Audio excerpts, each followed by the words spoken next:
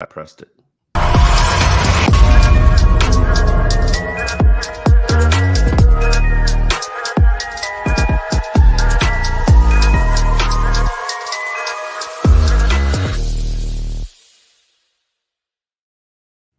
Hi, everyone. Welcome to the All Dolphins Unabomber podcast. I'm joking. Omar and I decided to adopt the Unabomber look, at least for the beginning of this live episode, where we will be talking about the big move with the Dolphins with the defensive coordinator position, with Vic Fangio going bye-bye on his way to Philadelphia, probably signing his contract as we speak or close to signing his contract. It was a foregone conclusion, and we pretty much knew that this was a possibility when the season ended. And in fact, it was something that the players were hopeful for. So it actually did happen. Vic Fangio is joining the Philadelphia Eagles. I heard there was a possibility it could be California too, and I was just like, what?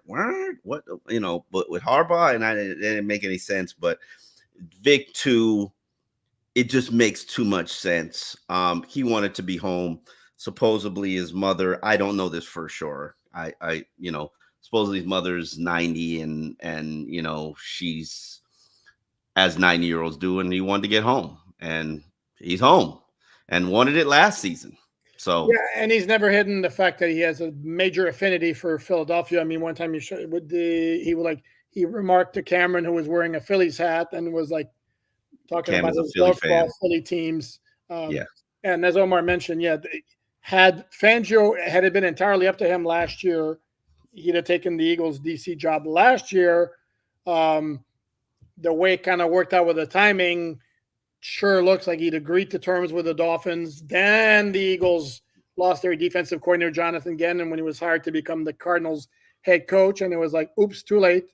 And then the Dolphins had him for this 1 year. And as I wrote in a story on alldolphins.com earlier today, say what you want about the guy. Say how much you hated the lack of blitzing, how much you hated the fact that he froze out some players. Agba, Cam Smith are the two who come to mind. Regardless of how much you might hate the fact that he didn't allow either Jalen Ramsey. We have finalists for AP honors, Tua and Hill. And Tyreek Hill.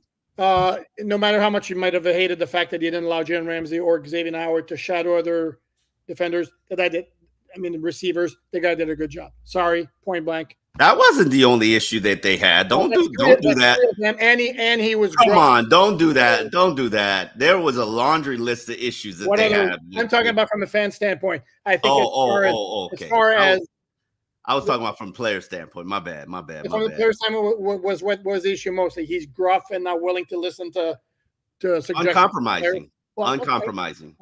Okay. There were a number of issues, and because it's this podcast and this crowd and the 271 who are here 74 who are here right now. I wrote a story on alldolphins.com. I will put it up right now since Poupart is a big fan of me putting it up, where you can get all your content for free. No paywall, no monthly subscription. We free. You freedom for Dolphins coverage. As you know, because we've talked about it all year, and I've written about it, and I've written stories that players encouraged me to write, advocating some of the issues that they had because they felt like they had no voice and nobody was listening to them, and they needed to be heard. It was Vic Fangio's way or the highway. And that included everybody, including Mike McDaniel. And is that so bad? I don't think that it's bad. And here's the thing. It's funny that you say that because literally I probably just tweeted out 3 minutes before we began the show. I am shocked, stunned, like flabbergasted at how many of his former defensive coordinator, former proteges and underlings have risen very fast in the league, to like from the Brandon Staley's to the Deuce to the Ronaldo, like literally every guy that I'm just looking up their body of work. You spend 2 minutes with Vic Fangio, you're going to be a defensive coordinator like this. And I always found it troubling because understand the position that I was put in where everybody knows I'm an advocate for the players. The players speak to me. I disseminate what they say just because they trust me and they know that the coaches listen and blah, blah, blah, blah, whatever. But I always found it troubling that I would bring things to assistant coaches' attentions that the players want brought to assistant coaches' attentions in these assistant coach meetings. And then their response would be, well, Vic Fangio's been running this defense for 2/3 of the league is running Vic Fangio's defense. And this is just, we're just going to growing through growing pains and we just got to figure it out. We just got to get on the plan. And I was just like, okay. And like the twists and stunts, no twists and stunts at the beginning of the year. Christian Wilkins, Zach Sealer, and everybody knows Christian don't mess with me. Let me correct my language. And so it ain't coming from Christian, but they want the twist and stunt. Why can't we twist and stunt? Why can't we play the way that we played, that we had success? And eventually Fangio relented and twist and stunting began. Okay. And then they started having more success. This is one thing that I want to bring up that timeout. Go ahead. Yeah, I'm going to apply context. They started having more success. Was it strictly about twists and stunts? That was when they were having success before Ramsey. That was when they started having success before Ramsey came back. Also, it was also that coincided with Jalen Phillips starting to get into form after dealing with back and oblique injuries early in the season, number one. Number two, it also coincided with Christian kind of like rounding into form after a couple of weeks because of the hold-in. And again, to me, it's not just, okay, twist and stunts, and all of a sudden the sacks appeared. Vic was wrong, players were right. I don't think it's quite that black and white. You're right. But why the rigidity? And you could probably speak to this more than most people. Why the? Hey, Omar. Huh? What are you trying to say? Because if I'm Vic Fangio, because my system has worked for years and years and years, and you need to trust me on this. And okay? Formulas can change, and if you try things and experiment and see if they work, you might say, "Oh, well, you know what? That could work. I can incorporate that into what I do." Sure. There's no harm in it. Sure. But that was not his way. Okay, but there needs to be a balance between the coach having some flexibility and Absolutely. Then the players also not complaining all the time about why can't we do this? Why can't we do that? You're absolutely correct. There needs to be some balance. And their major complaint was there is no balance. It's his way or the highway. And then a lot of his defense is extremely gray, where it leaves a lot of room for interpretation. And then no matter how you interpret it, he finds fault in it. Like, okay, so if you don't like me interpreting it, how about you just tell me what to do? And I'm not knocking Vic Fangio. I think he did an excellent job with what he had to work with. But going into the Baltimore game, they were the number 4 defense in the NFL before they lost Xavier Howard, Jalen Phillips. Bradley Chubb. Well, Bradley Chubb, no, the damage had been done in that game. We can't use Bradley Chubb as an excuse in that game. Okay. But yes, but I'm saying the steady decline was once you lost Xavier and Bradley. It was 2 games.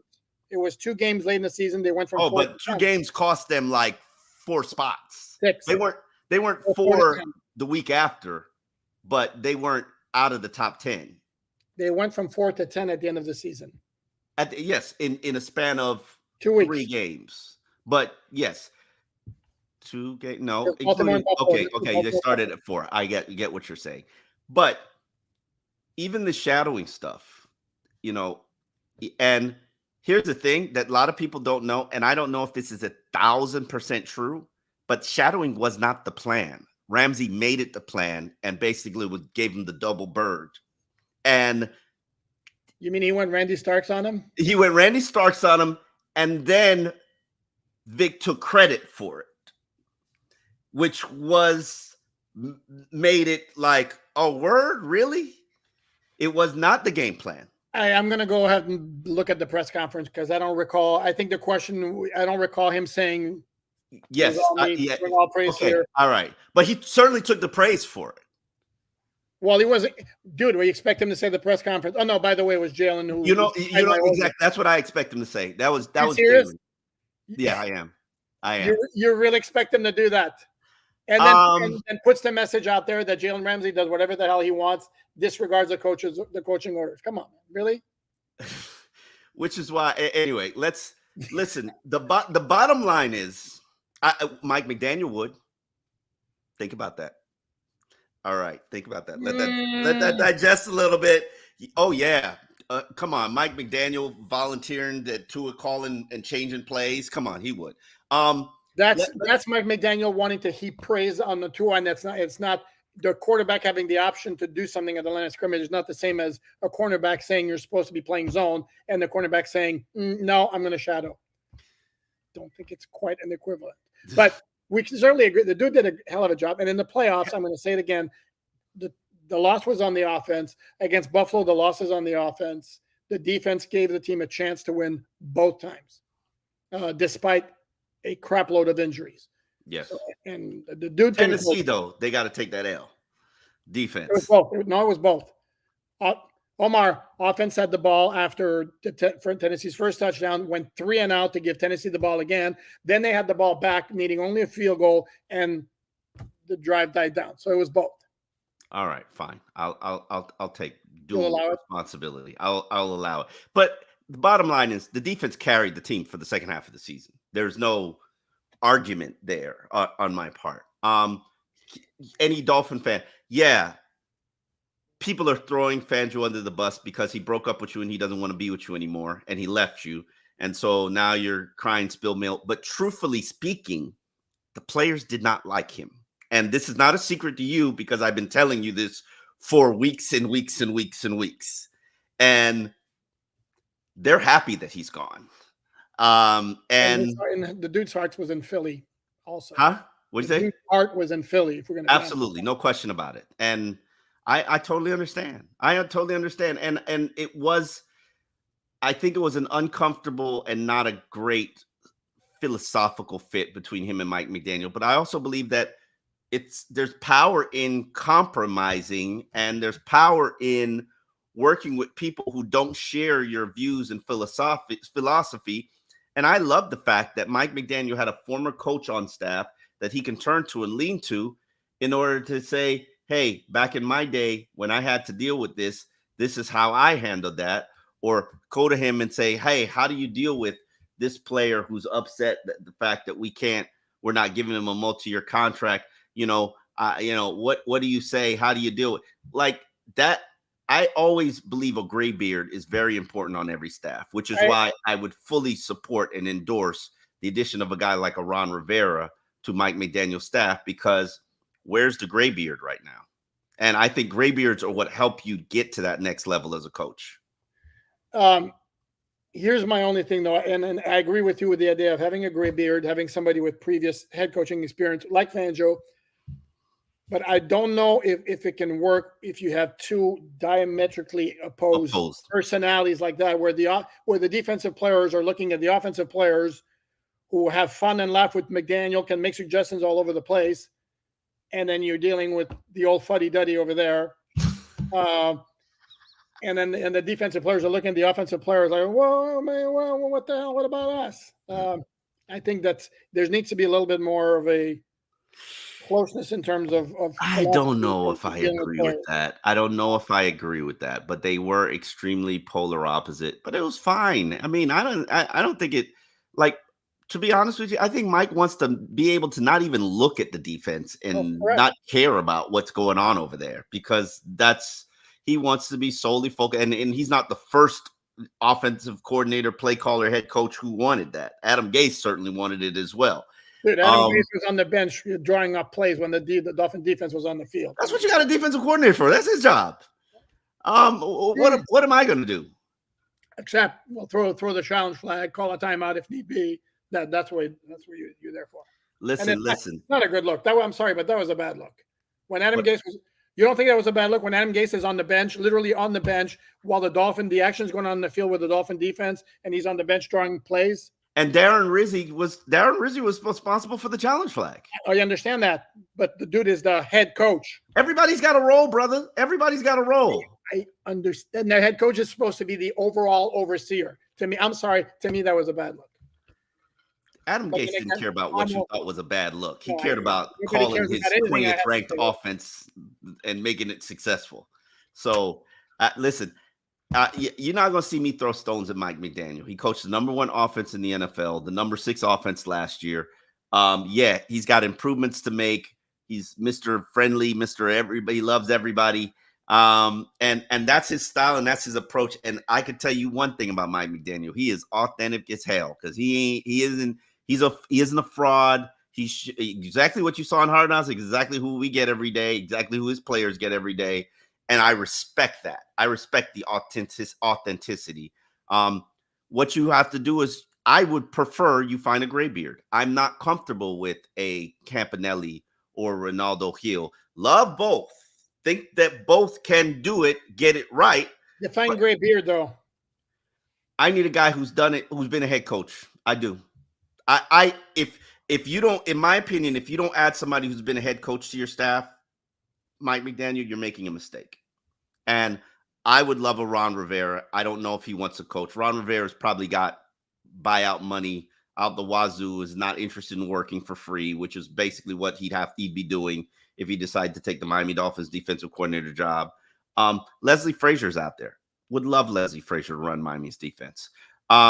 There are quality, established veteran candidates who could bring something more to the table along with delivering a top 10 defense.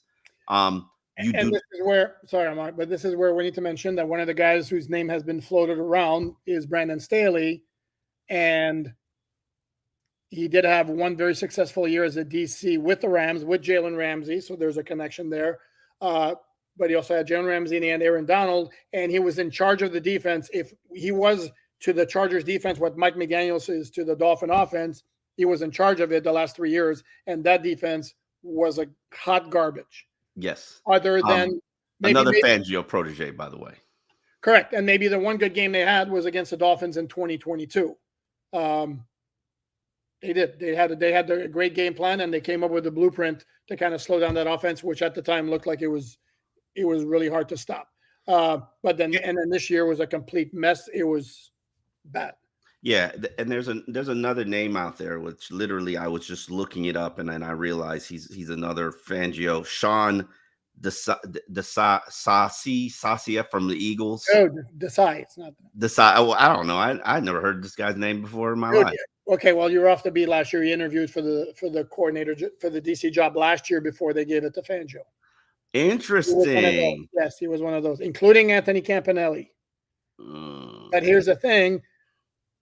And although it worked out, we need to say it worked out with Butch Barry, who had like bad credentials, bad reputation when he came to the Dolphins, did a good job. Sean Desai was the DC with the Eagles this year, and he got demoted late in the season in favor of Matt Patricia.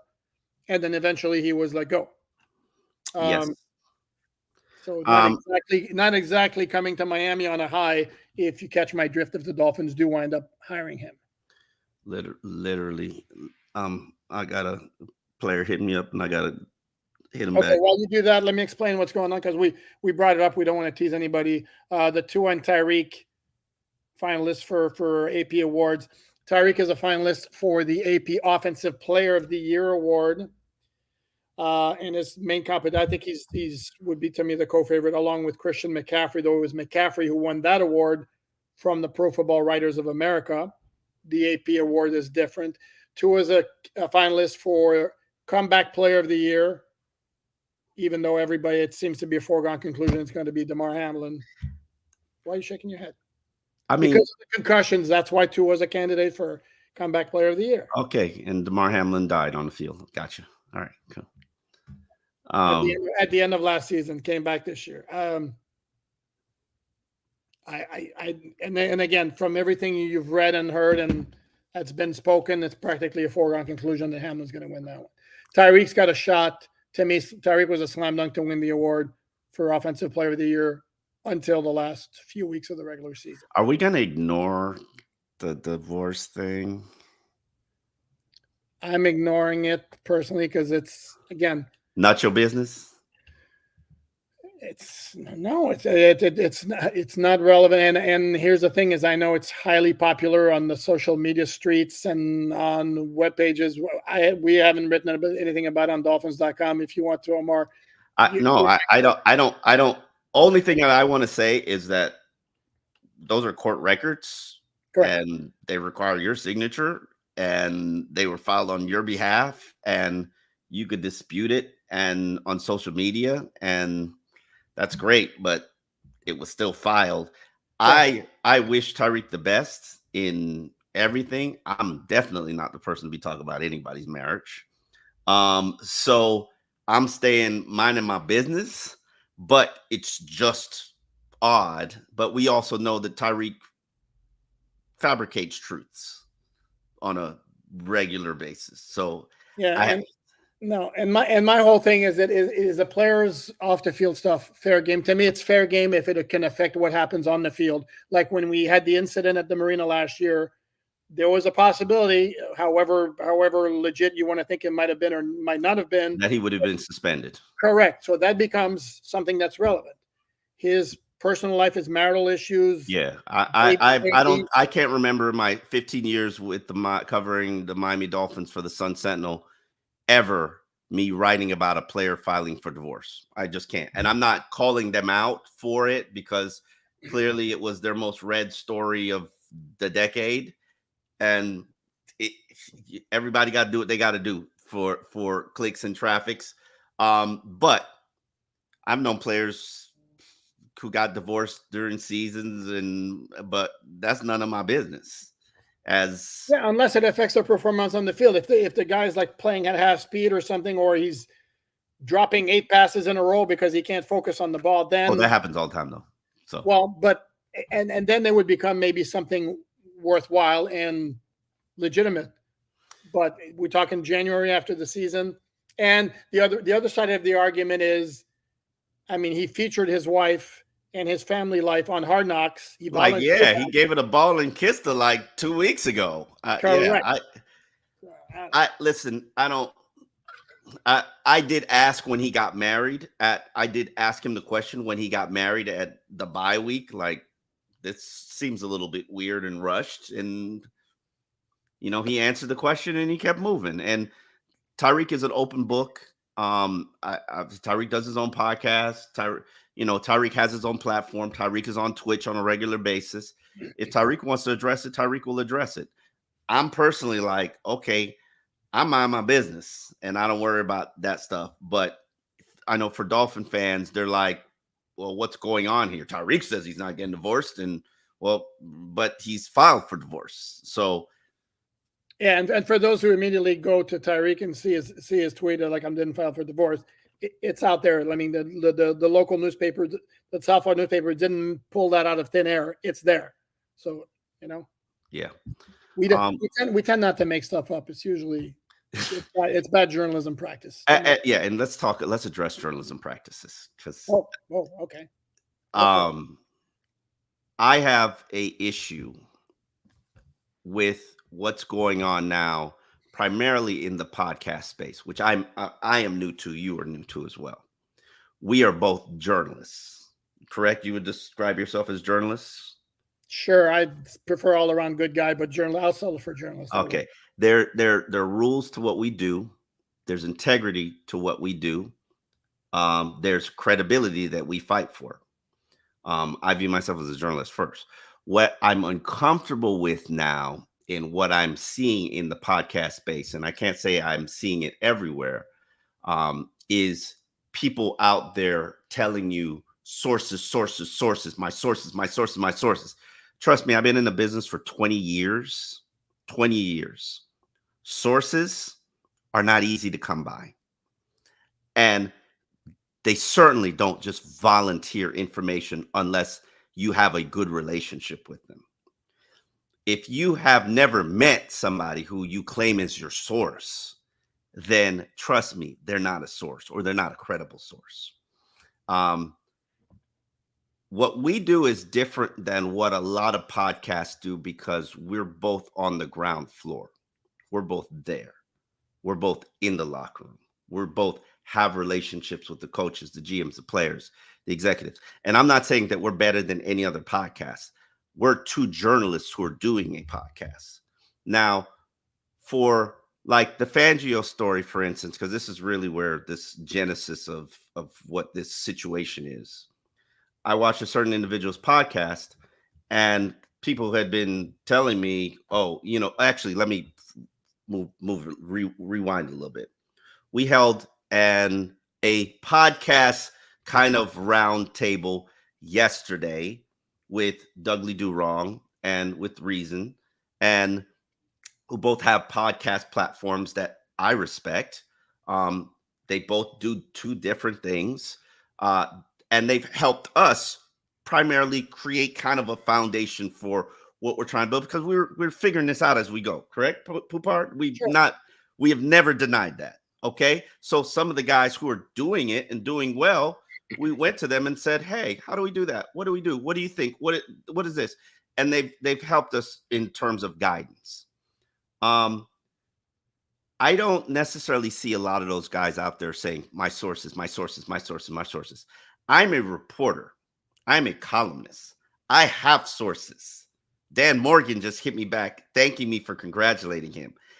These are not, Ozzie Newsome is in my phone. These are not things that I'm telling you because I'm bragging. This is just what I've worked for 20 years to build. Those are sources. When you sit here and you say parrot out information and it's bad information and it's inaccurate, and I know it's inaccurate because I'm talking to the people directly involved in it, and that's what you're saying is BS, and then you parrot it out to your audience, and then that becomes the narrative that's out there. I think that's very dangerous. I think that's troublesome. I think that's toxic. And I think all of the real journalists, all of the real reporters, when we have to counteract that and address that, it does a disservice to us. So my main thing is all this sourcing stuff. If you don't have journalist on your label, and you haven't taken an ethics class or studied about libel or studied about what real journalistic integrity is, like let's dead all that. Let's put a rest to that, because let's leave the journalism to real journalists. Can I chime in? This is not exactly the same, but kind of an offshoot of that. Also, be careful. I'm going to warn fans here. Be careful when you see headlines or stories derived from writers, usually on websites or whatever, who like suggest trade proposals, for example, and that becomes seen as a report or room. For example, there's one that was thrown out there of a three-way trade of Tua to the Broncos, Justin Fields to the Dolphins, and then a lot of draft picks involved. This was not a report. This was not a story. This is somebody doing a mock draft and say, hey, wouldn't it be cool to shake up the mock draft like this? And it gets put in the headline because that's what's going to attract people. And then all of a sudden that becomes, whoa, is Tua getting traded to the Broncos? Yeah. And Justin Fields would be a better quarterback for the Dolphins than Tua Tagovailoa. We are in a different space, and we are actually in the click and traffic generating community. We make more money per on click, but understand, I don't do anything for clicks, not a single thing. I don't do things because I want to create good content. And certain people who wear Montreal Expos hats, if I would have written everything that I've known for the last month, we would have got some really good traffic. But I would have had to deal with the blowback of that. And I've dealt with that with the Dolphins before, where I write some stuff that's 100% factual, and then they come out and they say, lie. No, that's not what happened. Oh, no. It's not going to be the way it is. And then I got to deal with that. But the reality is it was true. I don't say anything for clicks. I don't do anything for clicks. I believe in providing good content, good analysis. Yes, I want to entertain people, but I'm not writing BS just because it generates or drives traffic. And a lot of times, if I write something controversial, it's primarily because I was strongly encouraged to by somebody who is involved in the situation. So, but anyway, let's get off that. Fair enough. And I don't write anything I don't fully endorse or believe. Absolutely. And I was having this conversation with Barry too. Like, even if a player says something in the locker room, if I don't believe it, I am not writing it. Like, if I believe it's a lie, and sometimes it is a lie just to give them a competitive advantage or whatever, whatnot. And Barry acknowledged it as well. Oh yeah, absolutely. But Barry's a real journalist. If I don't believe something to be true, I'm not writing it. And that no matter what you said or what you did, I'm not writing it. So I'm not interested in putting out lies, because credibility is hard to gain, and it's certainly hard to keep. And I prefer my credibility over clicks. Let's move on. Fair enough. Have we exhausted everything we need to say about the DC situation? No, I don't think we've addressed. I really don't like the Campanelli crowd, because he had a great moment on Hard Knocks, and I know he was a candidate for the defensive coordinator position. And I like Anthony Campanelli. And the question is, the rising star. He is a rising star. Do you believe he's ready to become a defensive coordinator in the NFL? Well, here's the problem: is we're not inside those meeting rooms. Okay. And what we saw in Hard Knocks is certainly not enough to form an educated opinion on that. And this is where, and by the way, this is not another, like we're talking about journalism and all, another belief of mine. When I don't know enough to have an opinion on something, I'm not afraid to say it. I don't pretend to know everything. Even though some of you out there, I'm sure, think that's how I come across. No, I don't pretend to know everything. And that's the part of it. All I know is I do know he is widely viewed as a rising star. Yes. He is all over the world. They speak ass whooping. To me is reason enough to make him DC or head coach. I'm kidding, but I do like the idea, especially since McDaniel is still relatively young, relatively new in this role. It's 2 seasons, but I kind of I'm with you. I like the idea of a former head coach. Another name that I saw in the comment section, Mike Vrabel. Although I still think he's going to wind up being a head coach. He's just too good at it. Come on, he's going to be a head coach. Ron Rivera is a really, really good option. I'm not big on the idea of Brandon Staley, and certainly not Matt Patricia. No. I also want to address Ronaldo Hill, because I've asked players, and they're like lukewarm on both. So, and the question is, they want an alpha male. An alpha male is not necessarily Ronaldo. No. It is Campanelli. Correct. But if you want to continue to build on what Fangio built, it would be Ronaldo. If you want to continue to emphasize on what Florio's built, it will be Campanelli, based on what I'm told. I don't necessarily think players know what is right for them. And honestly, hell, some of these players might even be here. So, they don't really care either way, to be honest with you. But a lot of times when players like a guy and believe in a guy, they will, what I call, cape for him and just completely advocate for him. And they think he's a stud and whatever. That wasn't the case with either one of these defensive coordinator candidates of the in-house fashion. And the question is, another thing that I do want to address.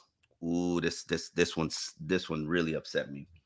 Is this perception out there? And I don't know where it came from, because I honestly, I live my life like this.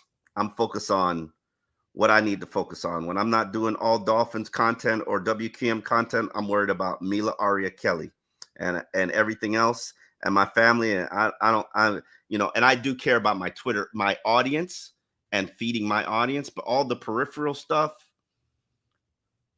I don't really pay attention to. But this thing about, Fangio's leaving because he knows that the Dolphins are about to put a trash defense together because they're not going to be able to retain this piece and that piece and this piece and that piece, and he didn't want to be here and coach. No, Fangio's leaving because he always wanted to be in Philadelphia. Bottom line. And he's also leaving. They let him out the contract because the players were like, we don't want him here. These are not opinions. These are facts. And Mike McDaniel really didn't feel comfortable with the fact that Fangio did what he wanted to and didn't feel like he had to answer to Mike McDaniel.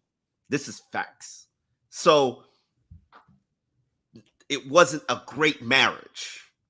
And now he has to find a better marriage. But this whole thing that the Miami Dolphins are going to put a trash defense together because they can't afford to anybody and whatnot, and Fangio was running for the hills. Like, no, that's not the case. And if you know anything about Steve Ross is about to write some checks that's going to allow his team to spend like they got Saks Fifth Avenue money, just because that's how he wants to roll. And right or wrong, you could judge him as much as you want. You could say he's making a mistake, and I will say he's making a mistake. You run this back for 2024, you're making a mistake, because this ain't a run it back situation. This is maybe we need to start the rebuild right now. But I think they're going to run it back. They are absolutely going to run it back. The smart decision would be to do what the Rams did last year and start to rebuild the purge now and get your books right and then try to build back. But no, they're going to double down. I get it. I don't agree with it, but I get it. No, and I saw somebody in the comments saying, well, let's get rid of the 3-4, let's move to the 4-3. Here's the problem: is all your personnel was acquired in with the idea of running a 3-4. Like for example, but all that personnel is up. I'm not your outside linebackers. Oh, they could easily become 4-3 ends. Both of them are 4-3 ends. They are. They played that. How much they're 3-4 OLBs. They're 4-3 ends. Emmanuel Agba is a one pure 4-3 D end on this roster. I think he's a 3-4 D end. But anyway, I hear what you're saying. He's not a 3-4 D end. We don't run a 3-4. We're rock'em sock'em. They don't run a 3-4. They like, how much was Raekwon Davis on the field? But okay, they basically ran a 2-4-5. But when they had three up front, again, Raekwon Emmanuel Agba is not he's not a 3-4. He doesn't hold up against the run well enough, with all due respect to Emmanuel. Emmanuel's a great 4-3 D. That's his ideal role. Anyway, but to me, I still maintain, and who's your pure 4-3 middle linebacker? If you go David Long. He's a little light in the shorts, as they say. He's light in the shorts for a 3-4 inside linebacker. They still got it done. Still led your team in tackles. Still was allegedly a highly rated inside linebacker. I'm not arguing with you. I think Jerome Baker's, and he's not going to be here, but I think Jerome Baker is a 4-3 weak side linebacker. Yes. It's, we're the way they're built, the way their roster is right now, they don't have the personnel for either. So it's not like you're. The other bottom line too is, it doesn't matter what scheme you use. It's how well you can execute it. They don't have the cornerbacks for any scheme. They don't have the safeties for any scheme. They don't have. They got their ends are coming back in October. Like, they don't have a nose tackle and a defensive tackle under contract. They got one defensive tackle under contract. Like, you can build whatever you want to build. I don't see that as a stopping point. I think you got to decide what sort of style that you want to play. And I'm personally of the opinion, I don't think these players liked all this zone.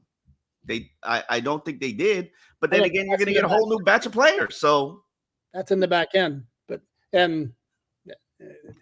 that's down the line. Yeah, that's down the line. You want to get into some questions? Sure. Let's rock and roll. Am I reading? Or are you reading? I'll read, and you can get the first crack at every question. How's that? Okay. Jabari, this is oh damn, you made it go away. I know you. I did. Has Herbert or Tua shown they have the glow? What's the glow? Oh, come on, you know what the glow. Oh, I forgot. Is that a synonym for it? Yes, that's the glow is. It's 3 minutes left. You're trailing by 3 in the fourth quarter. Yes, are you going to kill? Yes, Herbert has shown in more than Tua. Yes. You want me to say it? I'll say it, Jabari, because you were hitting me up on Twitter. Yes, Herbert has shown it, and I even provided the passer rating stats. 4 minutes left, trailing, and Herbert's at 87.2. Tua was at 68.0. Okay, and then if you're going to just look back at the Dolphins game, well, look, Herbert couldn't finish the game. You mean when he was sacked twice and then he pressured into a intentional grounding because his line couldn't hold up for 2 seconds? yeah, in that game he couldn't complete the comeback, but he also completed other comebacks during the season. Seriously. I think yes, I do think.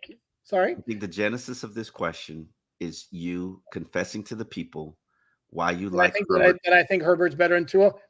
Yes, Herbert's better than Tua. And because of the arm and because of the athleticism. Say it. It's not just that, dude. It's mostly that. Well, that's part of it. Oh, it's a big part of it. He's more accurate down the field than Tua is.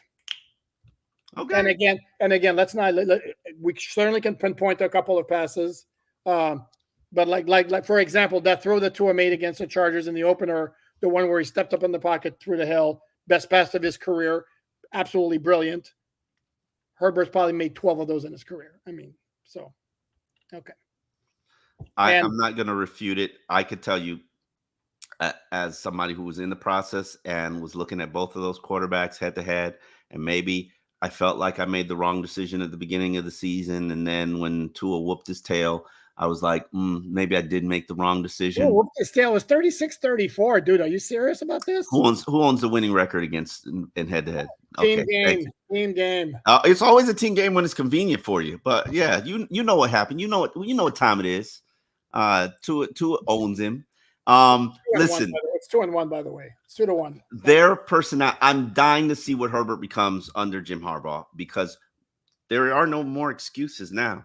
You got an alpha dog as a head coach. Mm-hmm. He's going to bring that dog out of you, or he's going to move on.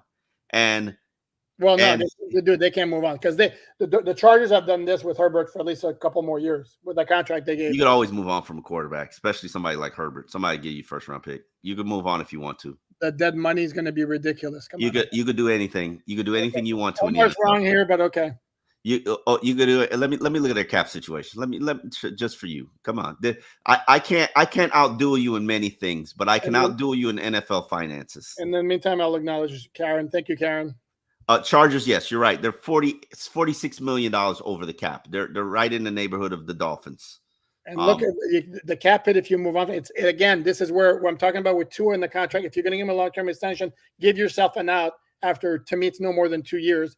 No, you're not. If you sign a Tua to a contract, he's going to get 3 years. If you make him play on the option, then you're committing to 4 more years of Tua. So okay, then 7 or 8 years for your quarterback to hit the ceiling. No, sorry, way too long.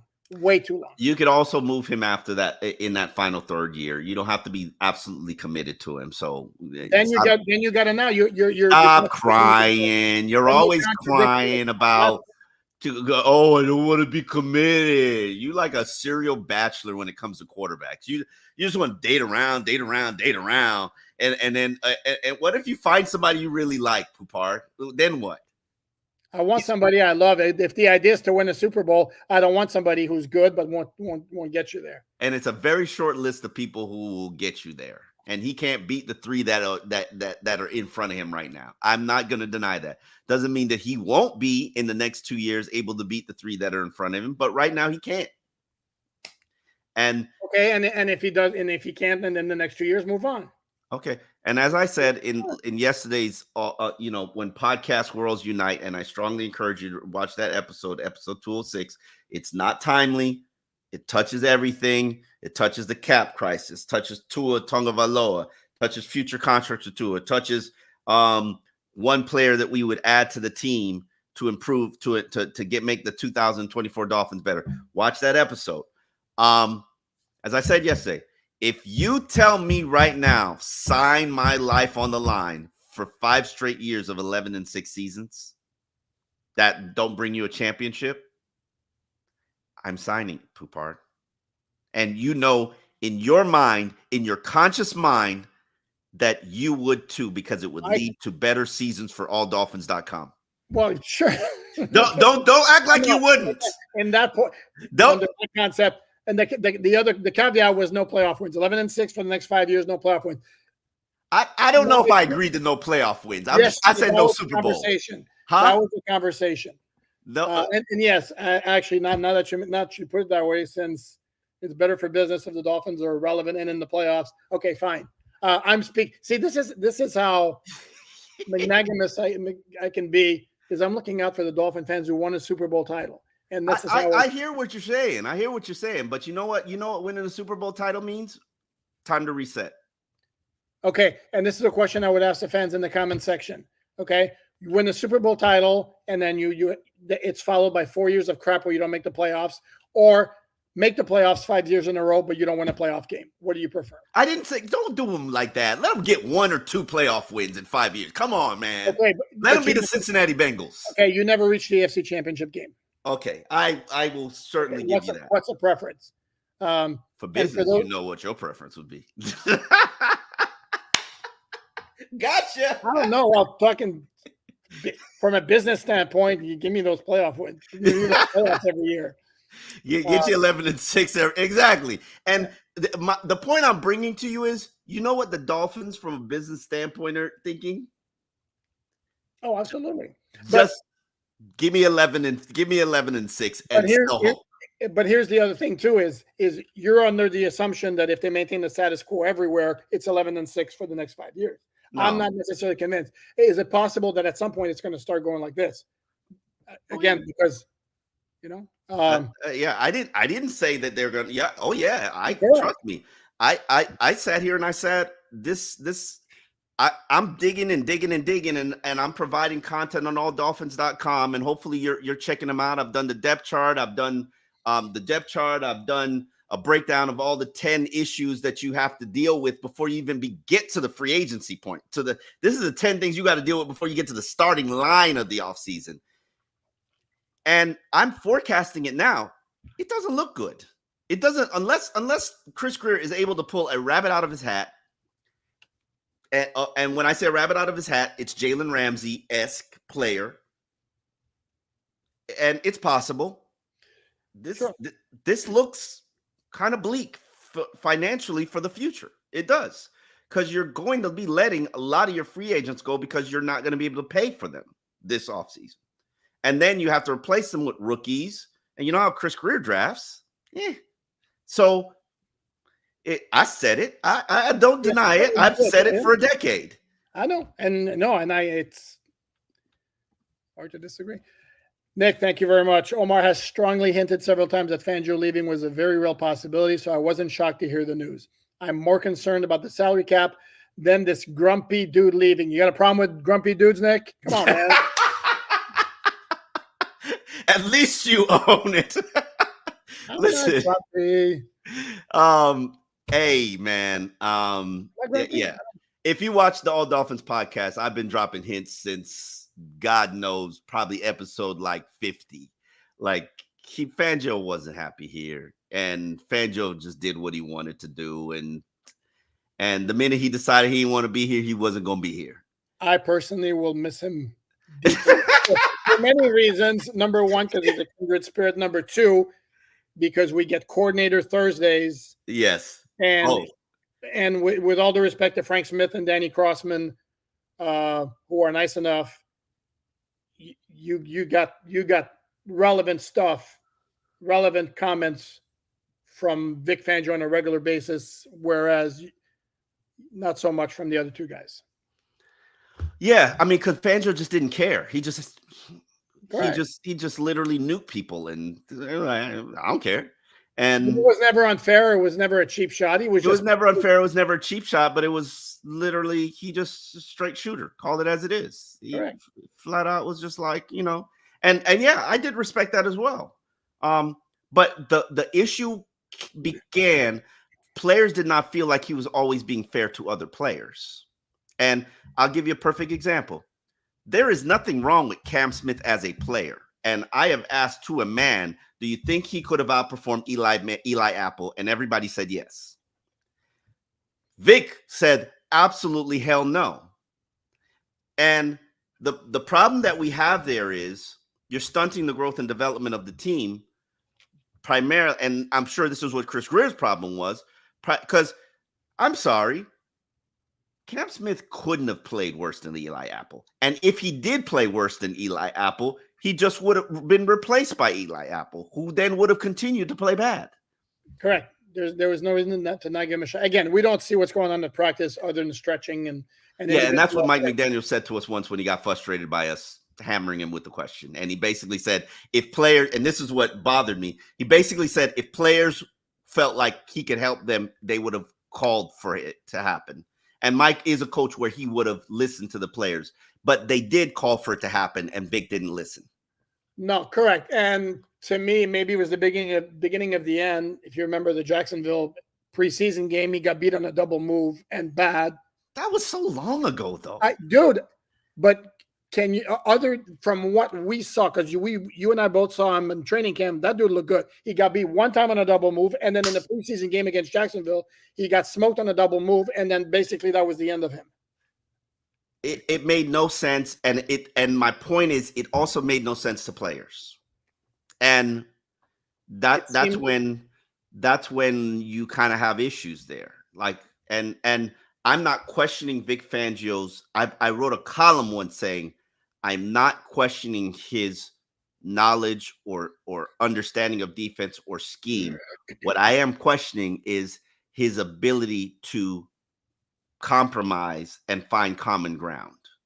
And that is probably why he'll never be a head coach in the NFL ever again.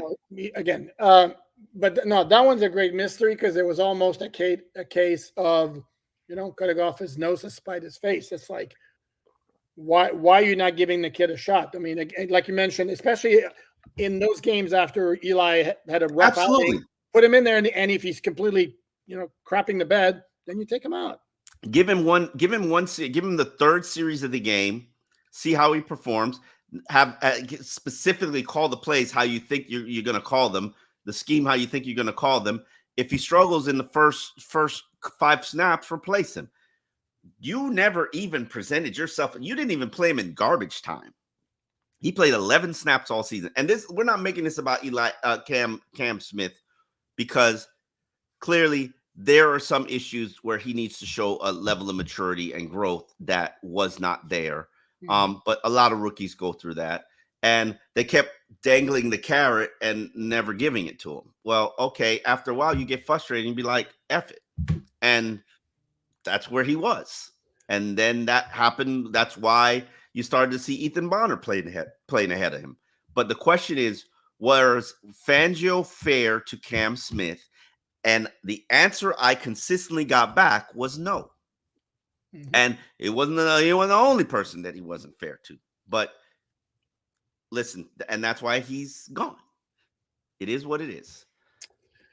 Nuclear Nick, thank you very much. Fangio did way better than I expected, and I wish he had stayed. At the end of the day, though, we can sit here and say he was good for the team, or he could have done better, but he didn't want to be here, so it all seems moot at this point. Yeah, it is.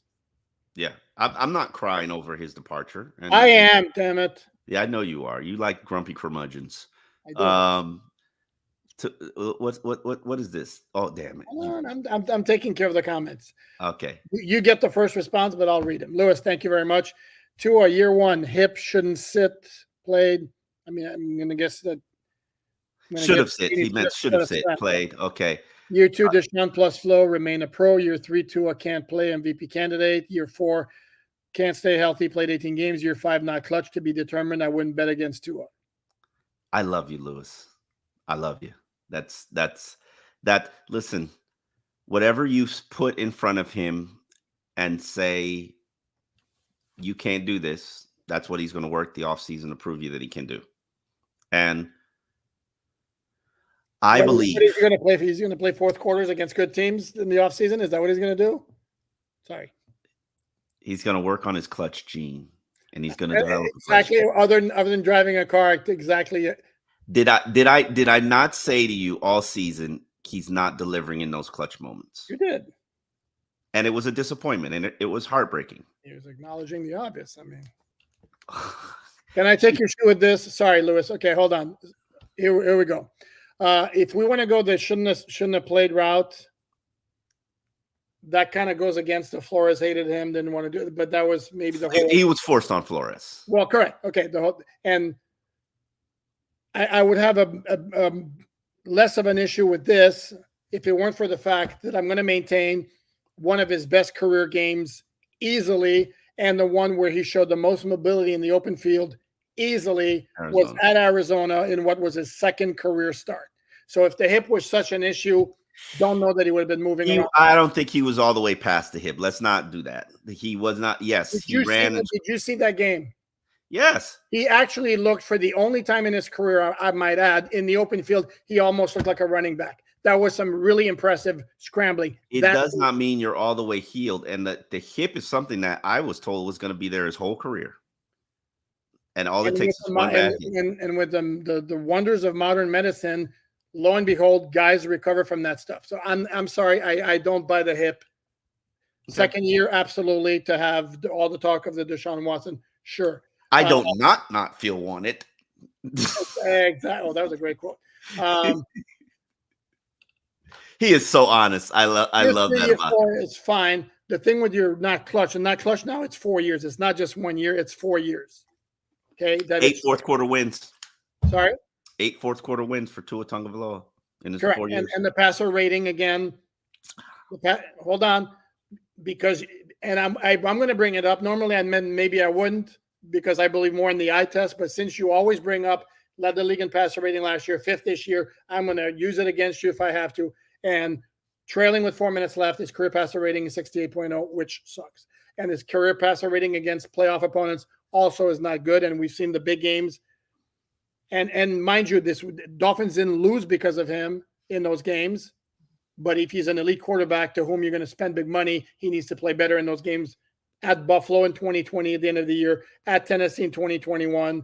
Last year at the end, Chargers, 49ers actually played well against the Bills, even though they lost, and even though he did have a chance to drive them for a game-leading, maybe game-winning field goal. And then this year we saw what happened down the stretch. So, and I'm not saying he can't take another step next year. I'm just saying the clutch gene and performing against playoff type opponents, we haven't seen it. It's been 4 years.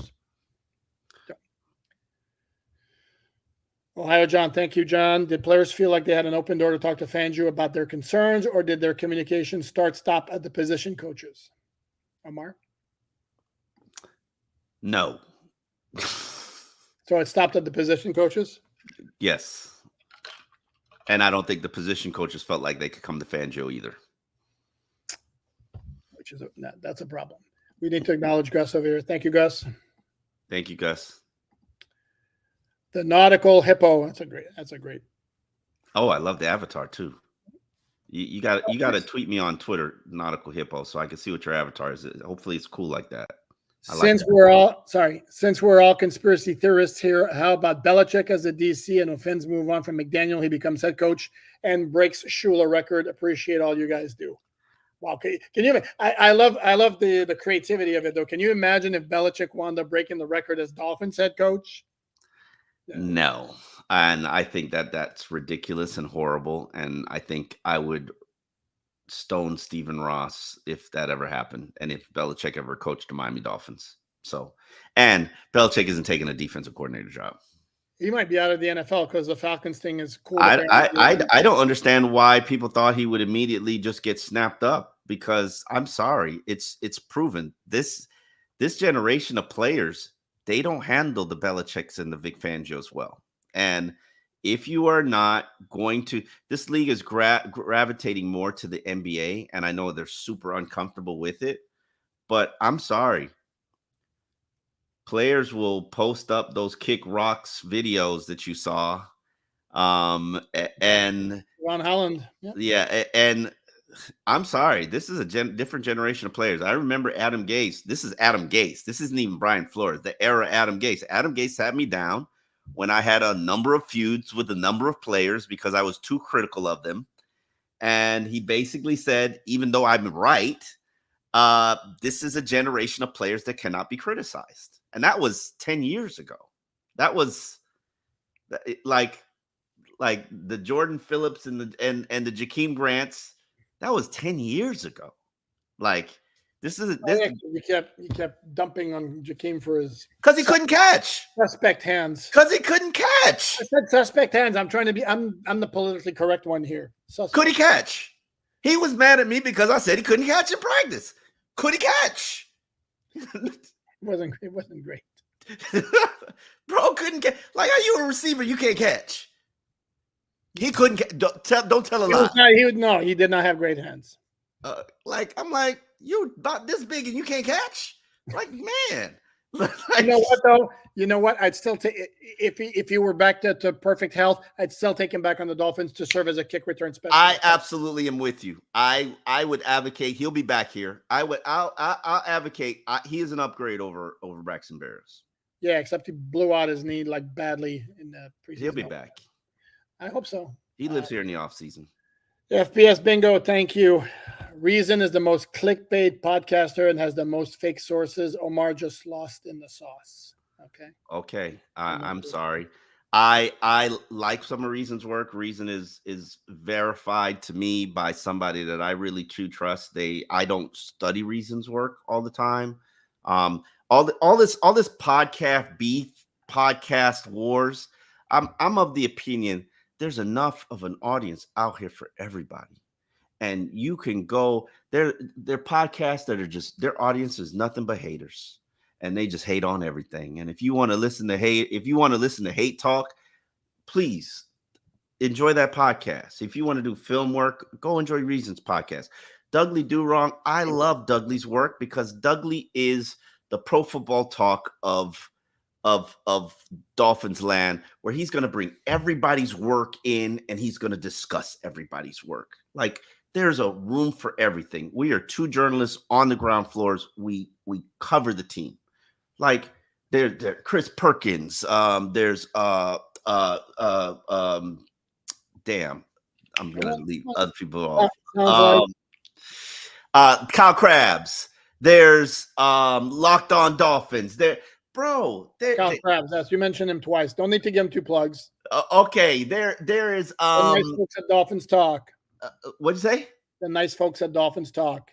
Bro, hi Tom, Biggie, Marissa, TD, whatever his name is, and I apologize if I don't know his name. What is his name? T Defense Talk. This Barry Cunningham's another one. Listen. There's enough of an audience out here for all of us. It's a difficult season. Dolphin fans are all depressed and heartbroken, and they don't want to hear no Dolphins talk. And so all of our numbers are down. But we don't need a podcast war. We don't need a podcast war to drive up numbers. We don't. I'm good. Let me give you a hug. Yeah, like we don't need that. Like, if you want a war, we can have a war. Like, if that's what you want, we could do it. But I'm good. I got love for everybody. All right, kumbaya. Like, Bobby, thank you. We need a DC that matches head coach's penchant for innovation and creativity. Who would that be, in your opinion? Brian Flores.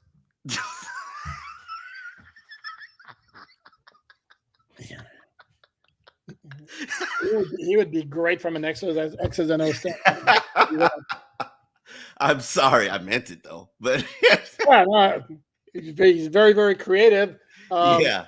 I'm gonna guess that's probably not very realistic.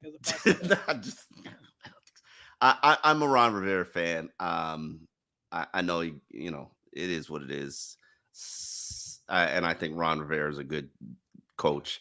Give me Ron Rivera. Give Leslie Frazier. Hell, give me Rex Ryan. Give me Rex. I'll take Sexy Rexy. Oh, and can you imagine the press conferences with Wes Welker?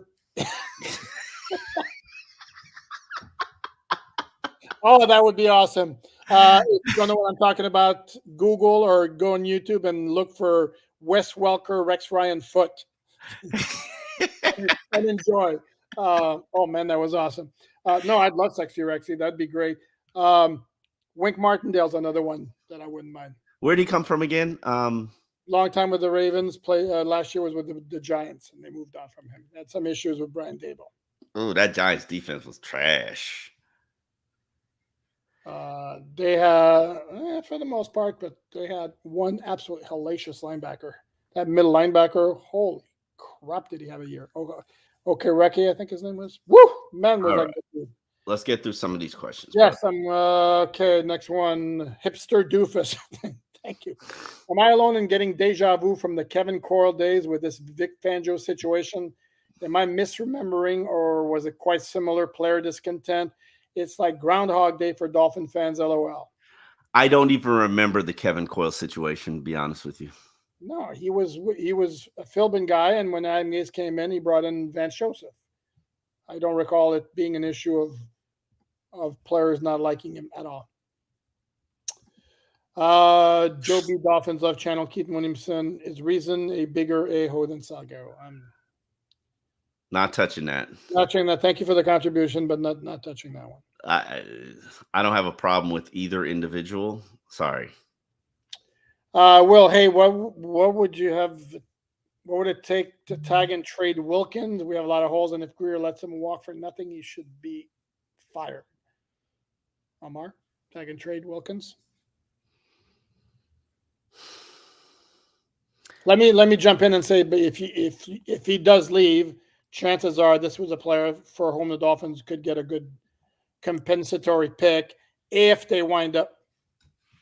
Dude, they haven't had one since 2020. Because they're always spending till you fall. Correct, but I'm saying this. You don't think they're going to ball till you fall this offseason? I don't know if they have the resources to ball. All right. This would be the perfect time to purge and rebuild, and you let everybody sign all your free agents, and then you just get compensatory picks, and then you just be mediocre for one season, and you go restart it. No, dude, they're halfway. That's what you're telling me. No, they're halfway in the pool. They're not going to do it. I agree with you. But my clothes are already wet. I might as well swim. Exactly. Yeah.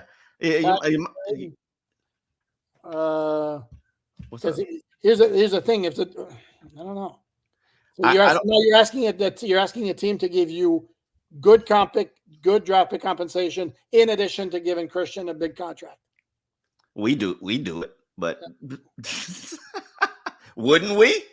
Yeah, you're not wrong. Craig Sebring, I say thank you. I say trade Tua, reset our team, and get Browning and draft our QB. Who's Browning? Jake Browning from the Bengals.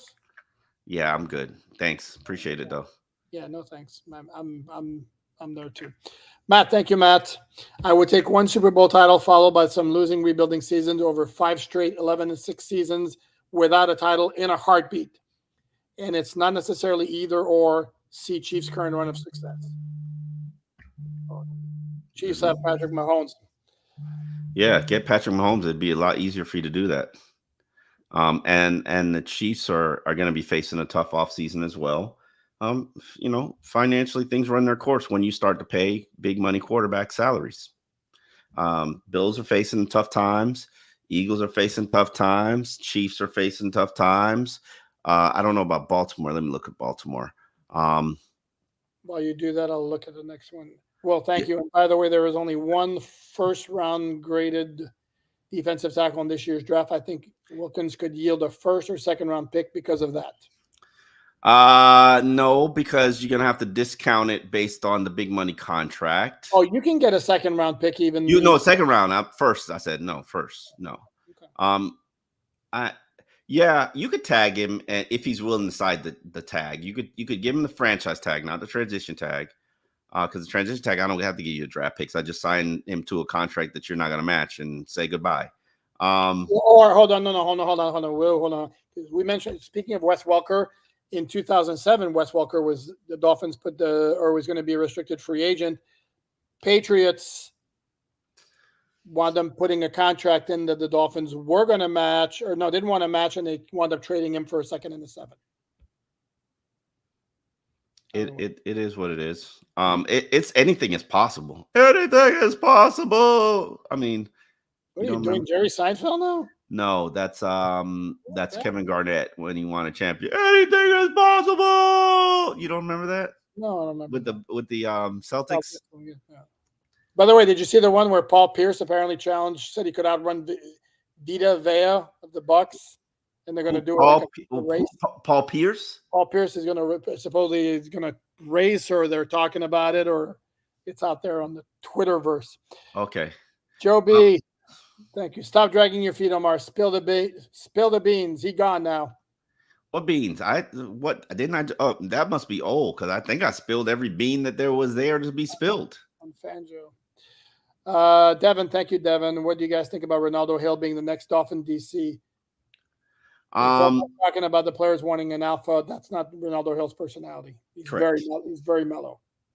Doesn't mean he can't be a good defensive coordinator. Doesn't mean he can't create great game plans. Doesn't mean he can't listen and work well. He's more along the lines of Mike McDaniel's personality than Vic Fangio.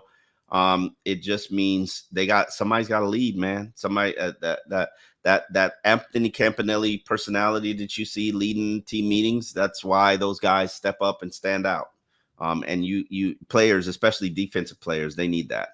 Offensive players are more cerebral. Defensive players, they need that Dan Campbell-esque mentality. Excellent point. If I had a mint, you'd get one right now. I don't. All right, thank you. There you go, like this. All right. Juanito Labito, Canadian fellow. Thank you, Juanito. Quick pivot. If one of you lads had to buy a Finns throwback jersey, which would you purchase and why? Floor is yours, gentlemen. Oh, my goodness gracious. Zach Thomas. No question about it. I love Zach Thomas. Zach Thomas is my favorite football player ever of all time. So I still get goosebumps talking to Zach Thomas and interacting with Zach Thomas and his retirement. Like, Zach made me cry during his retirement media press conference. It was so emotional. Like, it was extremely emotional for me. I go back and watch it now and it'll probably make me cry. Zach is that dude to me. You? Everything Omar just said. No, it's Zach also. I wish Zach would be in the organization and work in the front office. I wish Zach would do. I turn this franchise over to him in a heartbeat. He don't want to do it, but no, he don't want to do it because he wants to spend time with his kids. Great player. Who you want to talk about maxing out what you have athletically? That's your dude right there. That's who should be calling the pregame. Like, Zach should be. They should call Zach out of retirement and say, Zach, we need you to come call these preseason games and on television. Just do it, Zach. Come on, I'm begging you. Yeah, I mean, completely great dude. It's a month of work, Zach. And Dolphin fans need you, brother. Yeah, I could see that. So yeah, we both have the same answer, and I think it's pretty clear choice. Gus, thank you again. With the change in DC, I would imagine it changes the priority to keep players like Baker, X, Wilkins, Gink, and other defensive guys. No. It's all about this, Gus. Yeah, no. I think only Wilkins is back in that group. And if you don't think Vic Fangio is about to take Van Ginkel with him wherever he's going, to the Eagles, you're kidding yourself. Van Ginkel Vic Fangio is very high on Van Ginkel, and I totally understand why. Van Ginkel is a perfect fit for him, loves him. So expect him to be one player. I want Van Ginkel to get the most money that he could possibly get from whatever situation he's in. And then somebody hit me up on Twitter in a mailbag, I don't recall which one, making the point, well, if Van Ginkel is such a great fit, how come he wasn't a starter until early? Well, because no, he actually was a starter in the season opener. He played over David Long. Remember that? Created a big controversial stir. He played an inside linebacker over David Long. But it wasn't.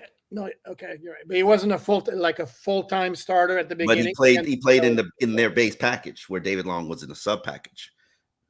Never. Or was the other way around, actually? No, because the nickel is their base. So Van Ginkel played in the nickel. David Long was correct. That's what yeah, in the nickel. Okay, don't trick me like that. You're right. I said it to you in a very tricky fashion. Yes, you did. Yes. Thank you, Jay Live Doe. Who would be all choice for DC? I think we addressed that. Ron Rivera. Huh? Ron Rivera. I'll throw out Rex Ryan. Okay. And by the way, he's forget what you think about him as a head coach or a TV analyst, whatever. He's a great defensive coordinator. Yes. Jay Live Doe. Flores D with this offense would be something. You are absolutely correct. You saw it with the fraud guy. What fraud guy? The one who's a fraud. The before Fangio. I don't remember his name. Defensive coordinator before Fangio. Josh Boyer. There you go, the fraud guy. But you're going to compare Josh Boyer to Brian Flores, even though they ran kind of sort of the same. They ran the same offense. He just didn't. He was a fraud because he didn't run. He couldn't run it well because it really wasn't his defense, and he wasn't even. Gerald Alexander called the defense for the second half of the season with Flores, and which is why Josh Boyer snaked him. Huh? Got a job with the Raiders, by the way. Yes. Josh Boyer was a turncoat, snaked Flores, snitching behind the scenes. You mean Alexander? No, snake Flores. Okay. Snake Flores, to save his job, was forced on Mike McDaniel. Yeah, I'm telling all the business, all the tea. Was forced on Mike McDaniel and made sure he got Gerald Alexander, who had the locker room, out of town, out of Dodge. And woo, it's been rough ever since. Then you finally get the coordinator that you want in Vic Fangio, and then that guy basically is like, "Yeah, you go sit over there in the corner. Let me do what I'm doing." But to go back to the question, yes, because I think Flores is would be a great DC. His defense was like 16th this year. Omar, how much love does Salguero get? Oh, hold on. Yeah, you're not going to compare what the Vikings had in terms of talent. Come on, give me a ball. Okay, fine. Okay.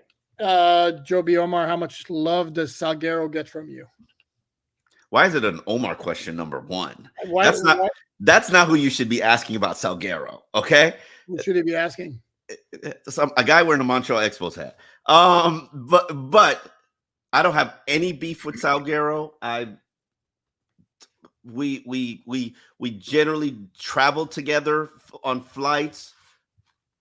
Respect him for what he's done in the industry. Wish him the best at what he's doing now.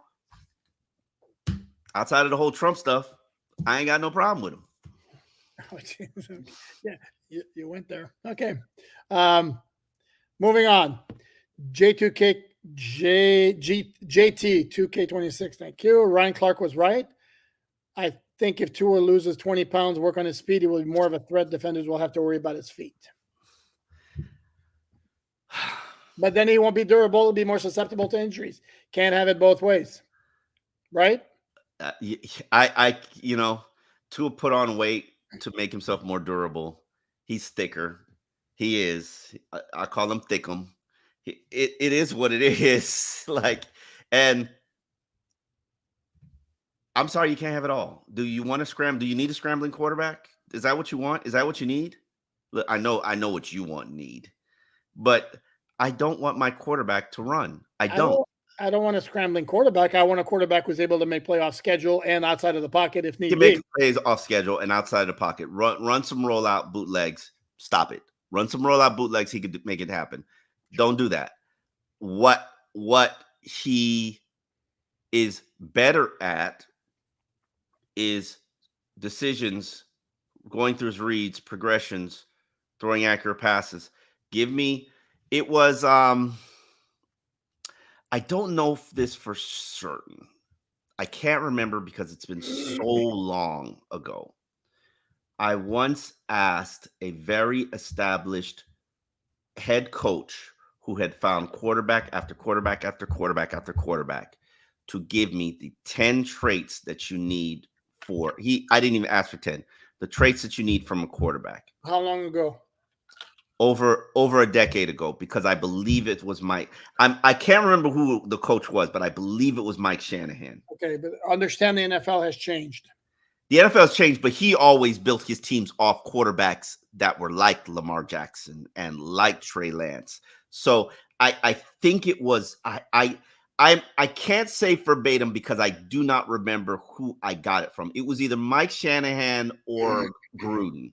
I cannot 1,000% remember, but it was somebody who you cannot question their ability to identify quarterbacks. Okay, so what's the point? Get to the don't be rushing me. I mean, it's like don't be rushing me. The point is, of those traits, accuracy, decision making, pocket presence, 1, 2, 3. So I'm going off this list, and Tua has the top 3. There's leadership in there. I have to find the list. I used to show people on Twitter the list all the time. I kept the list on my desk all the time. And this was right when they were drafting quarterbacks and they picked Ryan Tannehill, and he didn't have none of that shit. And I still go by that list, and I still truly believe in it. Accuracy, and there's nobody associated with the coaching and quarterback position who will not tell you that accuracy is the most important trait for a quarterback. There's nobody. And if somebody ever tells you the most important trait for a quarterback and it's not accuracy, you better take them off the list of people who you want to listen to. Okay, but here's the thing. We're talking about the NFL, and you're talking about like there's a discrepancy, especially among like, let's say, upper half of the NFL. You're talking about like there would be a discrepancy like this in terms of accuracy. No, discrepancy is going to be like this. Okay. And my other point, if you look at the, let's say, can we agree the top 3 quarterbacks in the AFC right now, and probably in the NFL, Mahomes, Lamar, and Josh Allen? Mm-hmm. Yes, Dolphin fans, I said it, Josh Allen. Sorry if that offends anybody. I don't think Dolphin fans can even argue that Josh Allen's a top 3 quarterback. No, you get pushback. You get pushback. Oh, absolutely. Oh, so who is on the street? Correct. If it's not Josh Allen, who is? Oh no, on the streets of Twitter on Sunday or on Monday, it was like all Josh Allen bashing. What those guys also have is the ability to make things off schedule and create things on the move, scrambling, picking up first downs, and that's. I'm sure Aaron Rodgers will be in there too. Well, not anymore, but at some point he was. Yeah, I'm sure he'll be. All right now. Okay, so anyway, let me get back to this here. Chenna, thank you very much. If Miami hires Campanelli, do you think McDaniel goes to Greer and Ross and tells them to give him McDaniel another 2-3 year window with the team? No. Yeah, I don't think. Yeah. I mean, he's heading into year 3. Where he's a 4 year. The way they're going to approach this offseason is all in again. Win now. Yeah. You better hire a defensive coordinator that can help you win now. Like, you don't have time for growth pains and growing experiences. And that's why I don't think it should be anybody in-house. No disrespect to anybody involved. And if it is somebody in-house, best of luck to them. But that defense better not be anything worse than 10th.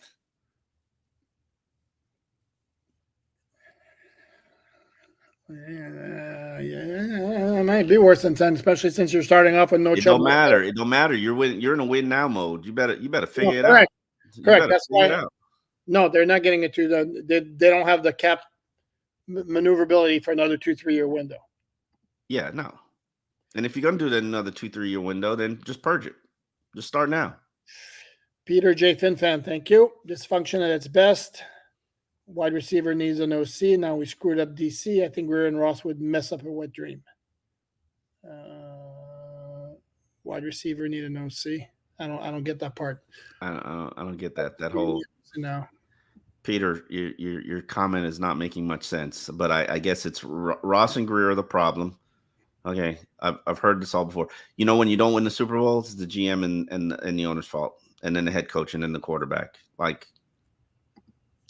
It's all the same game. It's like playing a shell game. It's whoever seats hot next. Nuclear Nick, that's amazing. Zach Thomas is also my favorite player, and he's the only player whose jersey I have besides Otani. Oh, Otani's a great one. You know who Otani is, Omar? Yeah, he's a baseball player. Very, very good. He pitches and he pitches and he hits, and he just had surgery. No. Like Tyrion from Game of Thrones, he throws strikeouts, hits home runs, and drinks wine. That's what the dude does. Completely amazing. Mm-hmm. We got here. Oh. Juan Vargas, thank you very much. You guys are dreaming Miami is back again. Dreaming about what? I wish Miami's back. When Miami's back, we do better business.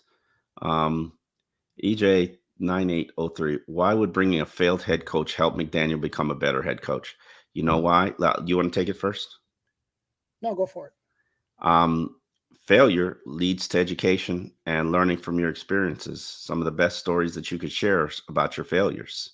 And you don't know what you face until you faced it. Well, a head coach that's faced it and failed, or faced it and succeeded, and I think Ron Rivera has succeeded on many fronts. Let's not look at, let's not pretend like the Washington Commanders hadn't been a dysfunctional organization for quite a while, and basically sabotaged him, trading away some of his better defensive players, and giving him a quarterback that wasn't drafted in the 5th round. Like, I'm sorry, you think you're going to succeed with a quarterback drafted in the 5th round? Is that really what we're doing? I know the 49ers are succeeding with the Mr. Irrelevant, but because they're stacked everywhere.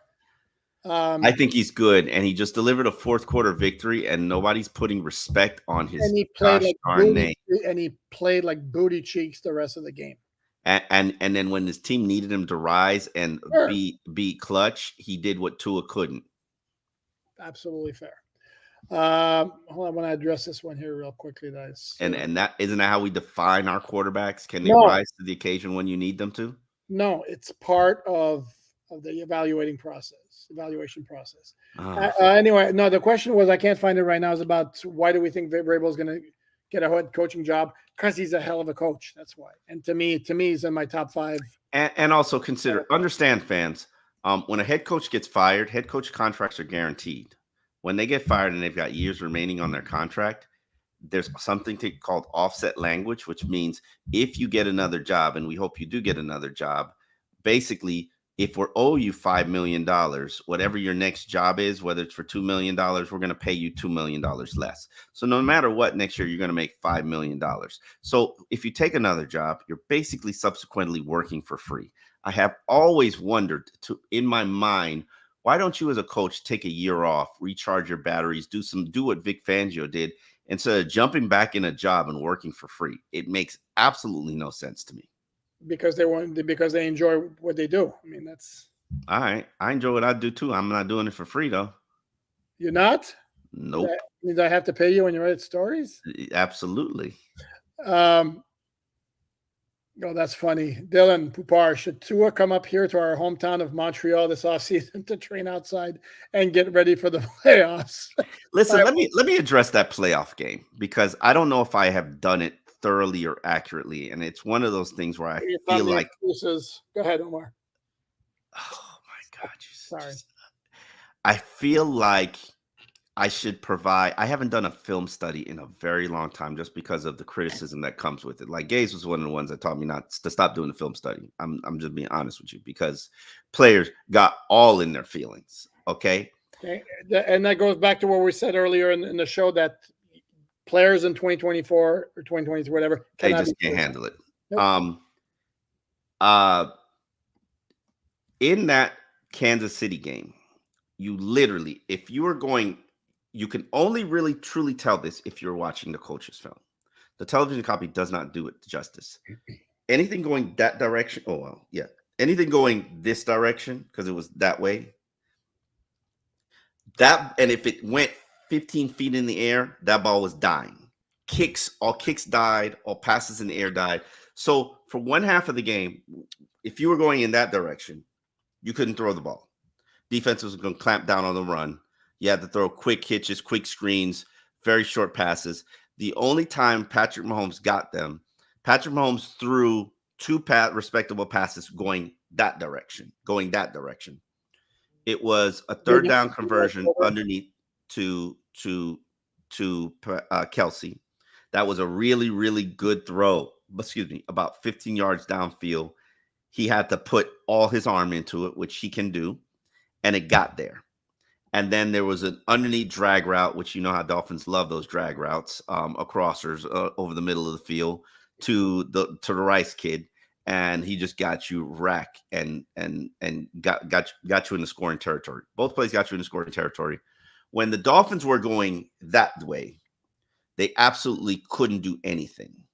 Tua's big pass came when he was going that way. Mahomes went that way, and his pass got caught up in the wind and died.